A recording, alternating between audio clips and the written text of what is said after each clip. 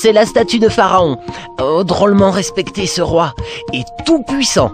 Tu viens? On va visiter son palais et rencontrer les gens de la cour, les savants, les scribes.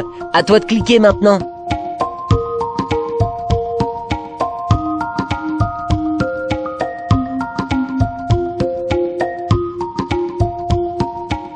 Bonjour, je suis le Pharaon, le roi, un dieu vivant pour mon peuple.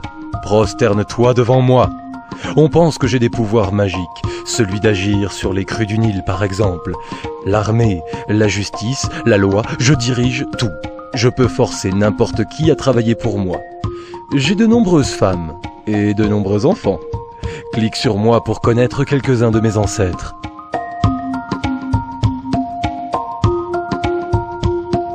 Moi je suis un guerrier, plus précisément un archer. Je combats sur mon char, l'arme la plus noble de l'armée. Ma tactique, je dépasse les fantassins ennemis au galop, je fais demi-tour et tchac, je décoche mes flèches. Notre armée est nombreuse et bien entraînée, hein. C'est le Pharaon, notre général en chef. En temps de paix, nous autres soldats, nous participons aux grands travaux de construction.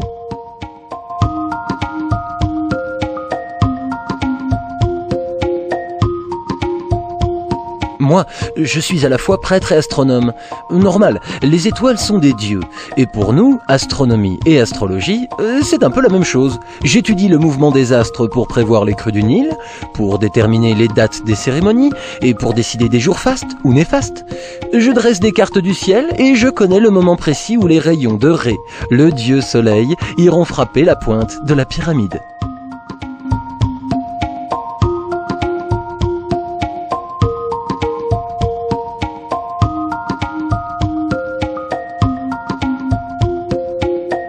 Les Égyptiens avaient le sens pratique, et leurs mathématiques étaient assez simples.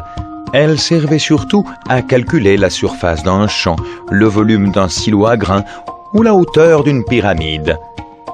Ils connaissaient l'addition, la soustraction, la multiplication et la division, mais pas le zéro. Et il n'existait que 7 chiffres pour représenter les nombres.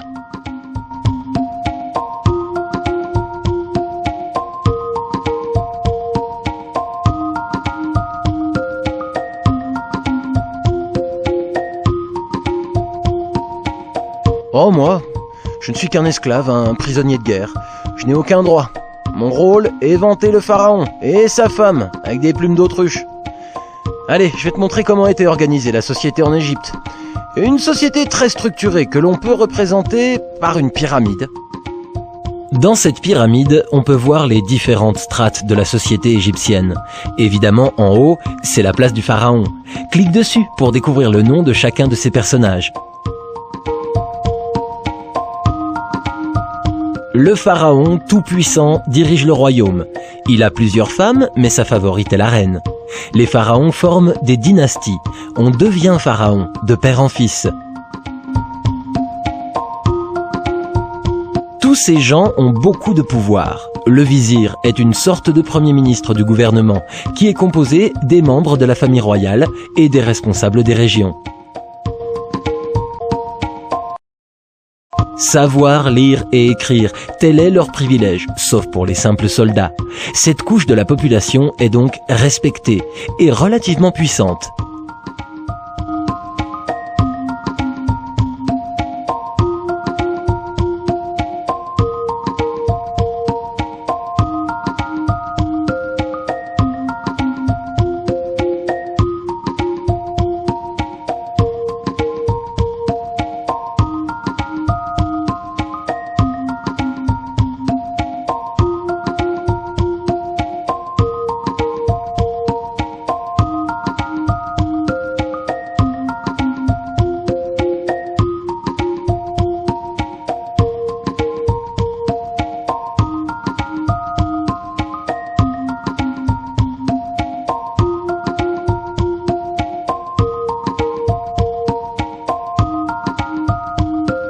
En général, ces personnes sont peu instruites, mais elles connaissent leur métier parfaitement. Elles sont assez nombreuses et elles constituent une part importante de la société qui fait vivre le pays. Ce groupe, tout en bas de la pyramide sociale, est le plus nombreux. Leur vie n'est pas facile, ils travaillent dur et ne sont pas riches.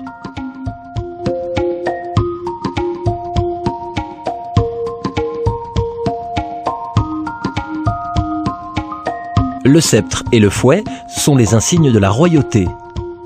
La double couronne rouge et blanche, appelée pshent, représente la haute et la basse Égypte sur lesquelles règne le pharaon. Il porte aussi une barbe postiche. Et parfois le némès, la coiffure royale.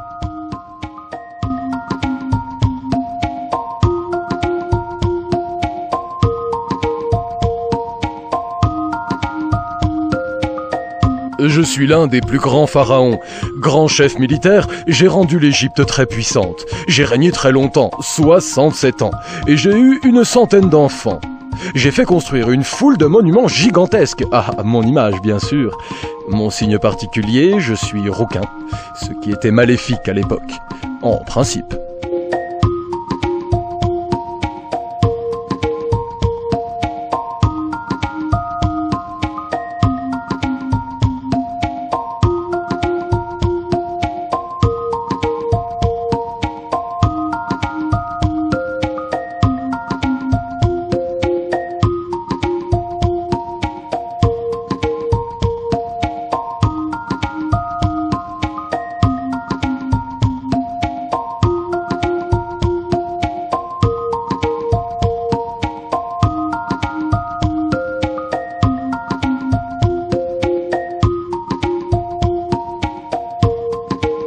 Je suis l'épouse du pharaon. Tous les Égyptiens me considèrent comme une déesse.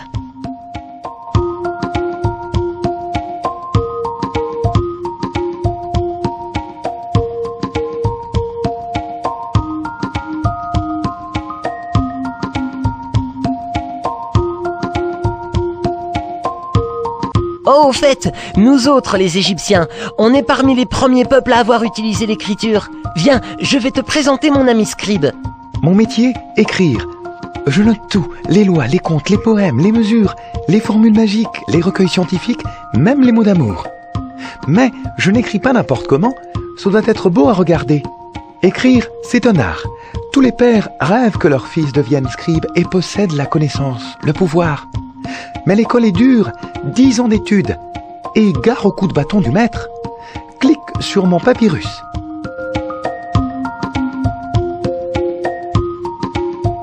Ah, nous allons jouer un peu. Regarde bien cet alphabet égyptien.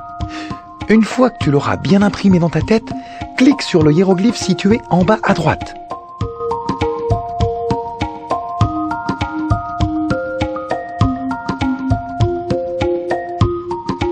Oups, toutes les lettres ont disparu. À toi de redonner à chacun de ces hiéroglyphes la bonne lettre. Clique sur le hiéroglyphe situé en bas à droite et écoute bien le son de la lettre qui t'est donnée.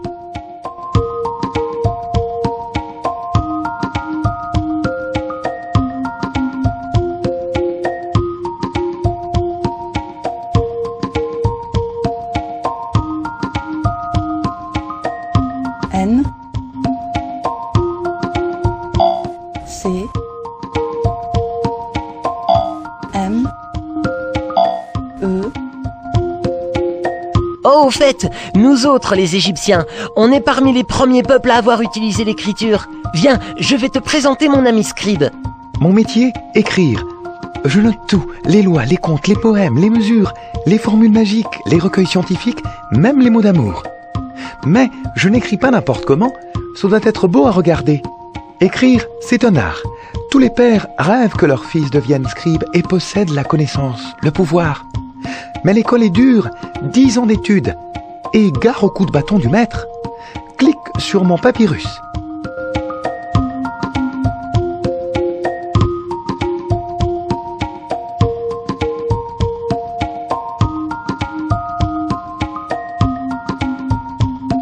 Il y a 200 ans, en 1798, une grande expédition française menée par le général Napoléon Bonaparte a permis de découvrir les 1001 richesses de l'Égypte antique. À toi de fouiller en cliquant sur cette carte pour découvrir quelques-uns de ses secrets.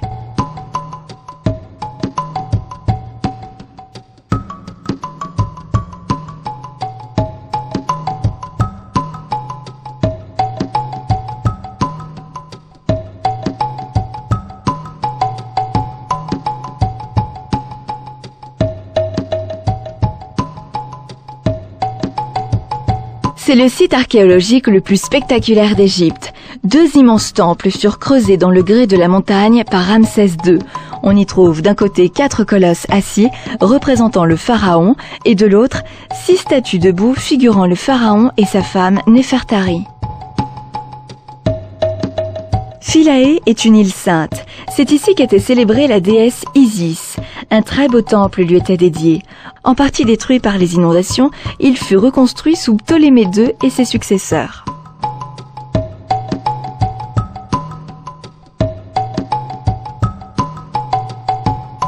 Assouan, c'est l'une des villes les plus importantes d'Égypte. C'est aussi un grand centre touristique qui était autrefois célèbre pour ses carrières de granit rose. La ville d'Edfou, située sur la rive gauche du Nil, abrite le temple d'Horus. En excellent état de conservation, ce temple compte parmi les monuments religieux les plus importants d'Égypte. Luxor, c'est l'un des plus grands centres touristiques d'Égypte. Il représente la partie sud de l'ancienne ville de Thèbes. Ce temple était consacré au dieu Ammon. Le site de Karnak, c'est la partie nord des ruines de l'ancienne ville de Thèbes. Ces ruines couvrent une surface considérable, même s'il ne reste rien des maisons, des palais et des jardins qui entouraient autrefois ce très beau temple.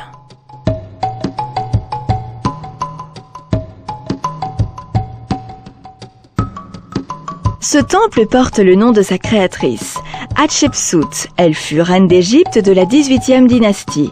Elle régna d'abord comme régente de son époux avant d'obtenir tous les pouvoirs d'un pharaon.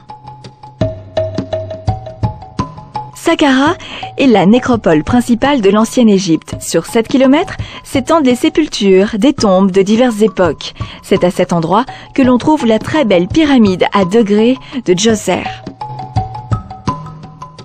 Le Fayoum, c'est une très belle région située en Haute-Égypte, à l'ouest du Nil.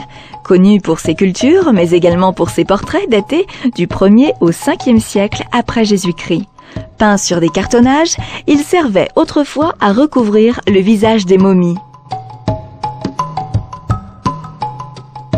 C'est à Gizeh, un faubourg du Caire, que l'on trouve les 3 pyramides les plus visitées d'Égypte, Khéops, Képhren et Mykérinos, ainsi que le Sphinx, long de 57 mètres et haut de 20 mètres.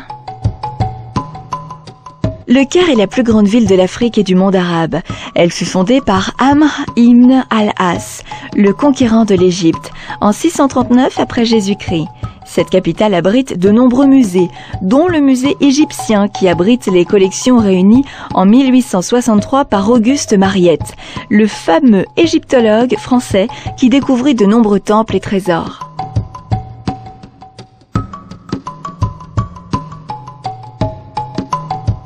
La ville de Rosette est située dans le delta du Nil. C'est ici qu'un officier français découvrit en 1799 la pierre de Rosette, une stèle sur laquelle était écrit un décret en 2 langues et en 3 écritures.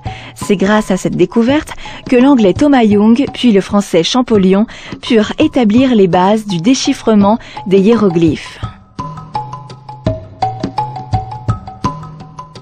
Fondée en -332 par Alexandre le Grand, Alexandrie fut la ville la plus moderne de toute l'Antiquité. Occupée tour à tour par les Perses, les Arabes et les Turcs, entre le XIIe et le XVIe siècle, cette ville rayonnait encore quand Bonaparte s'en empara en 1798. Elle garde toujours aujourd'hui de sa puissance, même s'il ne reste presque rien de la ville antique.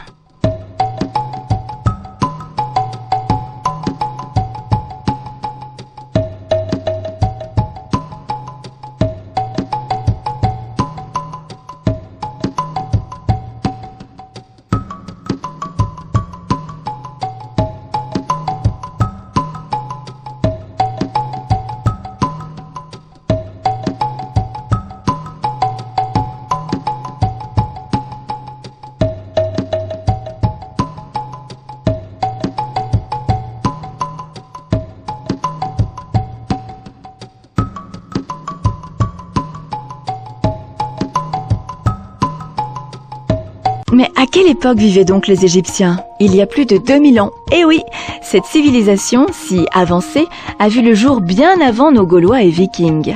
À toi de cliquer sur les dessins pour découvrir les plus grandes périodes de son histoire. L'époque tinnite, de 3000 à 2700 avant Jésus-Christ, correspond aux 2 premières dynasties et marque la naissance d'une société prospère.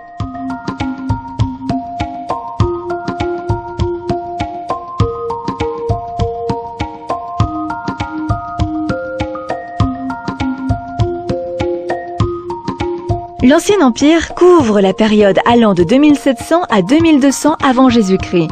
Cette époque a vu naître les premières pyramides, dont les plus célèbres sont celles de Khéops, Képhrène et Mykérinos.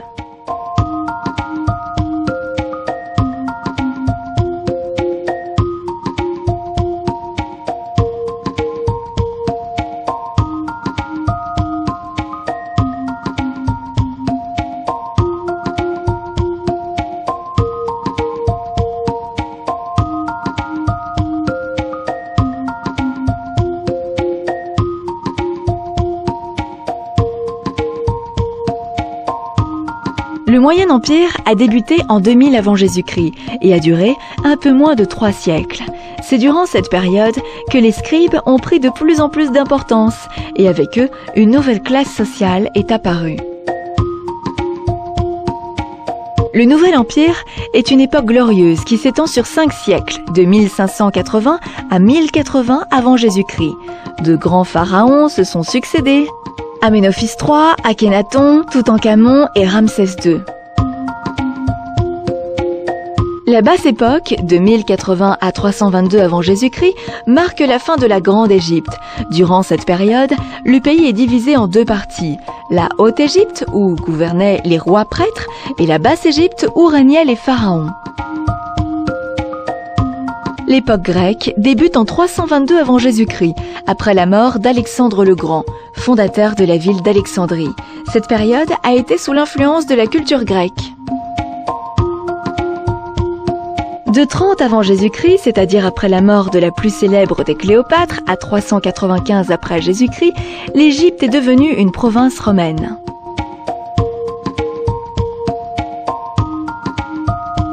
Il y a 200 ans, en 1798, une grande expédition française menée par le général Napoléon Bonaparte a permis de découvrir les 1001 richesses de l'Égypte antique.